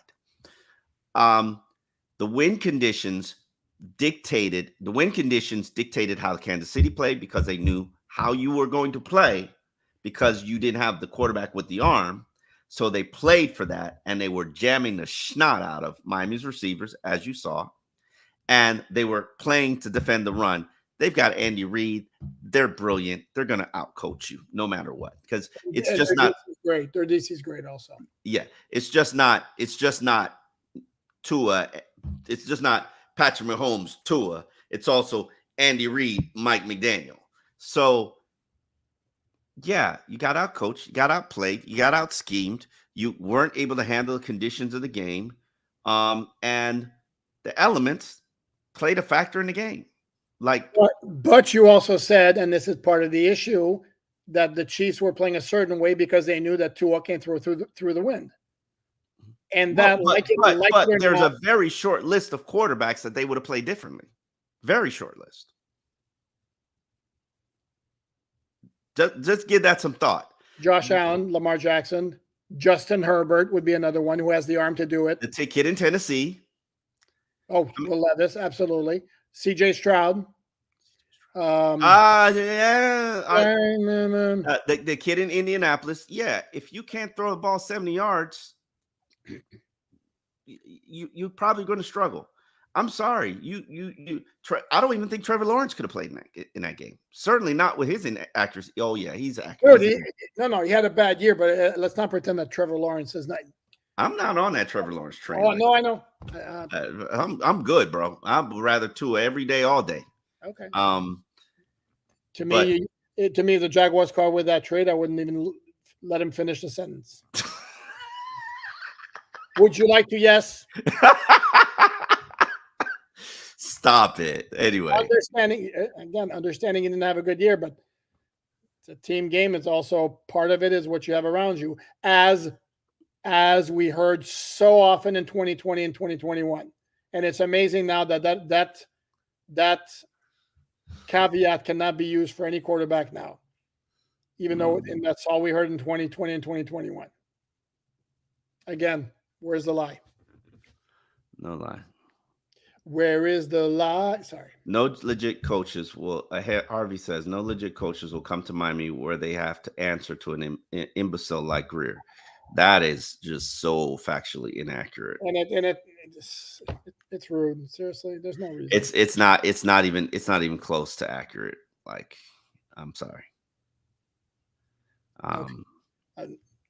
Okay. IT respect. What about Josh Allen? What's your excuse on that constant fail against Mahomes? I'm sorry, I didn't realize that Josh Allen also played defense for the Bills. I'm sorry, I didn't realize he was on the field when the Bills allowed the Chiefs to drive 45 yards for a field goal with 13 seconds left. I'm sorry, I must have missed that part. You do realize, IT respect, Josh Allen's career passer rating in the playoffs is 100. So please stop. That's very, very ill-informed. I mean, if again you want to say you hate Josh Allen, he plays for the Bills, and you're a Dolphin fan, that's one thing. But sorry. Red Skeleton says our owner is personal friends with Harbaugh. Harbaugh was his employee at Michigan. Like, what? I don't get it. Like, and Harbaugh just took a job with the Chargers, so I don't know how that's relevant. Yeah, no. Khalid, I'm curious about Omar's experience on I Am Athlete. Horrible experience. Absolutely horrible. Lesson learned, don't work for crazy people or narcissists. Okay. Dean Brown, Allison missed two open receivers last drive, so no excuses. Are you talking about the crosser to Stephon Diggs where instead he threw to the end zone to Shakir, who was open, by the way, but the throw fell short because he was hit by Chris Jones pushing his left tackle into him as he was releasing the ball? Is that the play you're talking about? It bothers me that they say Dolphin fans think that they're going to get Mike Vrabel. Like, you people are delusional. If they could, they should jump on him in a heartbeat. Yeah. And here's another one that I'm catching. Cap for life. Why don't you debate a real podcaster, Poupard? Like, I don't. Is that talking to me? Why? What's the point? I don't get it. I guess because I guess we had two other podcasters on, and we weren't debating. We were having what we do are not debates or discussions. That I don't need to fight to have ratings. I don't like. I'm good. Well, I like what I do, and I like living a peaceful life, so I don't need to fight to debate. And honestly, please do not collaborate with TD Finns or Barry Cunningham. They are both very. I'll bring it up once. I'm going to read it. I'm not opposed to having a conversation with Barry Cunningham or TD Finn talk. I don't even know who these people are, to be honest with you. I'm just being honest. I don't pay attention to their work. I just followed TD Fin Talk like just yesterday, just so I can figure out where this foolishness is coming from. They are both very toxic in the Finns Nation. They just want to use your views since they burned their bridges with the Miami Dolphin fans. I don't think they burned their bridges because haters have to have a home. They got to have a home. So and they have good subscriber bases. So they have huge subscriber bases. Love their subscriber bases. Wish and can dream about having their subscriber bases, and more power to them. And hopefully they build their platform and have the success that they continue to have. I want everybody to eat. I'm good though. I'm really truly good. Having a hard time keeping up with the. I don't understand like Kelly ego bigger than okay. All right. Yes. Omar the GOAT here. About that. No, then you got Kelly ego bigger than Big O. Like, okay, cool. One, I think Big O is a great guy. He's a pioneer in this business. And another podcaster, if you want to call him that, want him to have success. I don't get this mentality that I guess it's survival of the fittest in the off season. Is that what we're doing? That's what's going on the podcast streets. Like we got a Royal Rumble. Everybody's got to bring their weapon to the center of the ring. And and Big O knows his shit too. I'm not gonna. I had my issues with him, but the dude knows his stuff, and he knows his music too. So, props to him for that. Dave, just an interesting point that you made. I've said that, and I don't know if it comes across as insensitive or what, but Hamlin came back to life last year. He didn't do shit this year. You're not wrong. I don't know why it's been automatic all season that he's comeback player of the year. Who cares? I don't think Tua deserves a comeback player of the year anyway. He had a concussion. It's not like it was Aaron Rodgers where he's coming back from Achilles. Like, no, that's fine. Sea Devil Poupard demands no excuses for Dolphins, not so for Buffalo. What are you talking about? And when I said no excuses, I'm talking about Omar. This is when Omar brings up the fact that they're injured players on offense couldn't function at full capacity in the playoffs, which is an absolute fact. But if they're on the field, to me, that's where no excuses. No excuses. What excuses did I make for Buffalo? I explained. Somebody who pointed out Allen making miss open receivers on the last drive when I said his decision actually was right. And if it's not for his left tackle, Deion Dawkins, who's a Pro Bowl guy, by the way, getting blown up by Chris Jones, he steps into that throw. It's a touchdown. And then the Bills defense watches Patrick Mahomes bring him back for a touchdowns. And some of you guys are bitching that, see, Josh Allen can't beat the Chiefs. This one, you got to explain this to me. I love Omar, but he rabbit holes a ton. Laugh out loud. What is a rabbit hole? Going down where the rabbit hole means you dig deep and you're like in an echo chamber, but I don't know exactly what it refers to. It probably refers to Tua. Everything comes back to Tua. You haven't figured that out yet? You're not suggesting that he's polarizing, are you? Who's polarizing? Tua? Tua. No, he's not polarizing. He's just popular. I was being sarcastic. He's the most polarizing player in Dolphin history, and there ain't a close second. Okay, I'll allow it. I mean, there's not a close, and maybe the fact that social media is obviously Tua's not even on social media. No, not him. It's the debates about Tua. Oh God, this is obnoxious. I'm going to put it up because it's just to tell you how obnoxious it is. Who loves the QB more, Poop with Herbert or Romo with Allen? Now maybe Poop loves Josh Allen more. And I will counter that and then listen to, who was it? Dan Orlovsky with Tua, maybe? You actually think that Herbert and Josh Allen are the only QBs who get love on national telecasts? Are you serious? Shake my head at your comment. Seriously, sorry. I apologize for thinking that Herbert's better than Tua. I forgot I wasn't allowed to say that. My bad. Okay. This is a good question. It's brought up on isn't that tampering, Omar? I mean, if it was the Dolphins, we would be losing half of our draft. That's the same dude who just came up with that obnoxious comment, and we're propping him up again. See, that's what we don't hold any grudges, mountain man fishing. Listen. Did the Philadelphia Eagles tamper regarding Vic Fangio? Yes. Does everybody in the NFL tamper consistently on a regular basis in the NFL? Yes. Did the Miami Dolphins get punished for tampering last offseason? Technically, they did, because what they got caught with was tampering, but they really got punished for embarrassing the league on two fronts with Brian Flores and their lawsuit, which they're fighting against, so they can't punish the Dolphins for it, and for also trying to encourage a coach, including with money, to lose games, which really would compromise the integrity of the game and raise a whole lot of implications from a gambling standpoint. So you can't acknowledge that somebody needed to be punished for that. So what you punish them for is the tampering that you got caught red-handed doing. People, they're not being punished for tampering. It was just what was written as the justification for punishment. If you want to investigate every single NFL team for tampering, tell them to turn in the cell phone records of their general managers for the month of January to March. Mm-hmm. And see who has a draft pick. There won't be a single team in the NFL, all 32, with a draft pick, because everybody is tampering on a consistent basis. I love this, that fans actually think the NFL Combine is for the draft prospects.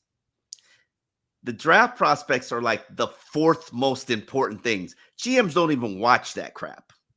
They don't even attend sometimes the interview meetings because they're busy meeting with agents regarding tampering and seeing what's on the menu in the offseason and who we could trade for. You think Jalen Ramsey trade was worked out?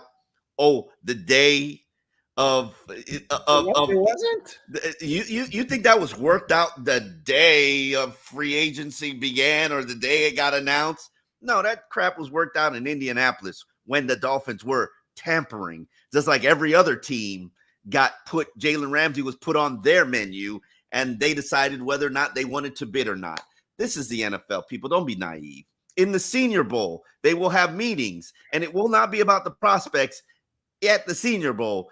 It will be about tampering. So hopefully you understand tampering is a league-wide thing. It's just part of the NFL. The NFL looks the other way. They changed the rules and created a legal tampering period between the 11th and the 14th. You mean negotiating window? They used to call it tampering. They used to call it the legal tampering period. But yes, but trust me, the Dolphins were not punished for tampering, people. Don't be naive. They were punished for having bad ethics and getting caught red-handed with their bad ethics because the coach that they fired has the evidence. Mm-hmm. Yep. Stop saying crazy in public. 2024 is dismissive and insensitive. However, how accurate?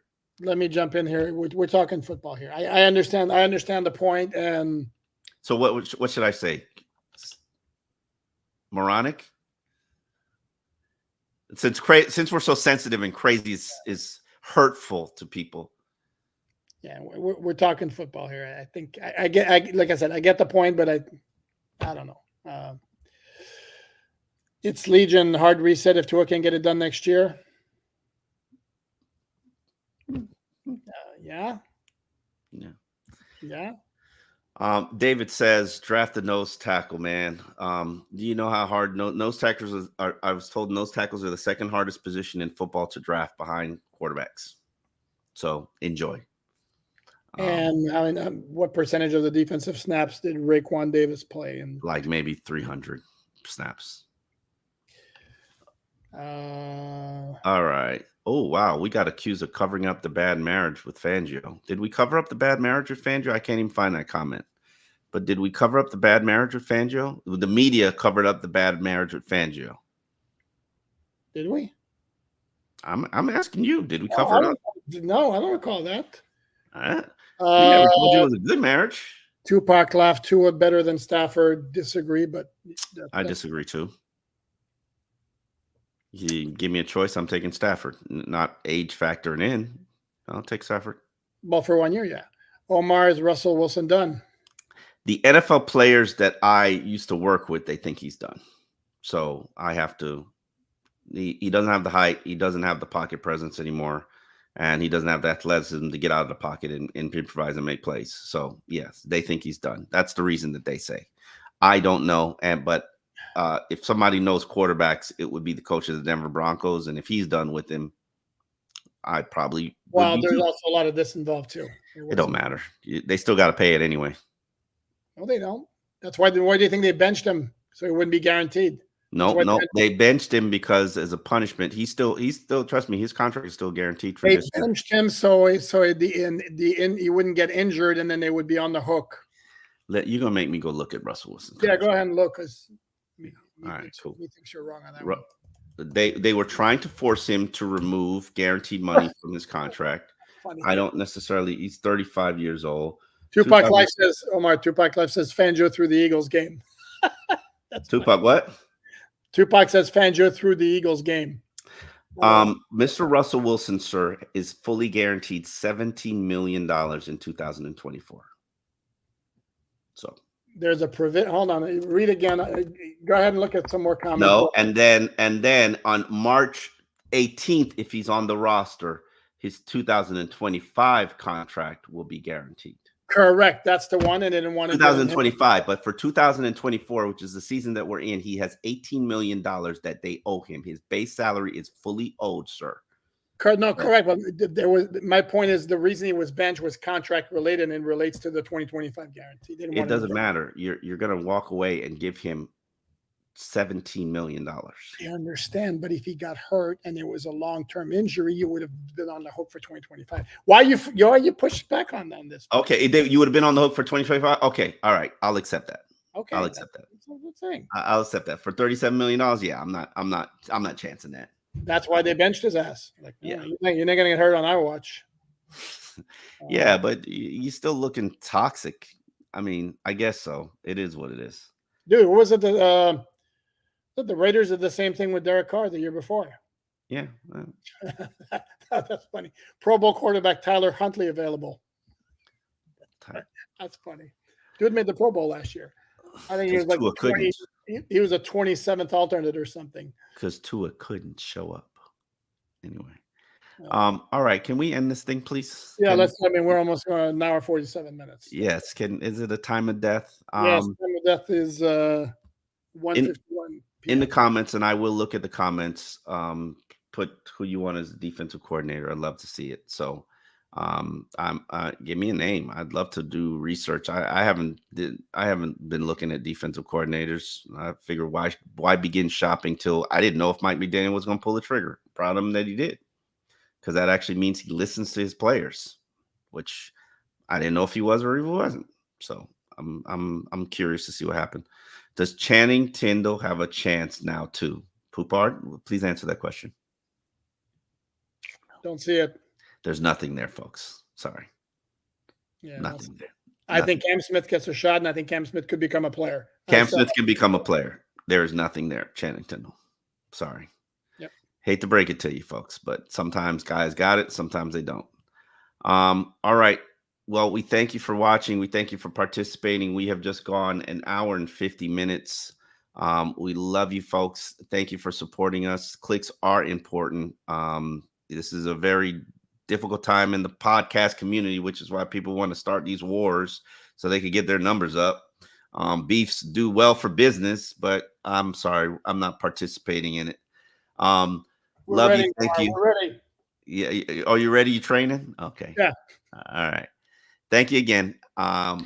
Visit alldolphins.com for the latest news, analysis, and columns, and it's all free. You can find Omar Kelly and Alan Poupard on the All Dolphins podcast discussing South Florida's NFL team on YouTube and anywhere you find your audio podcasts. Make sure you subscribe, like, and share so you stay in the know.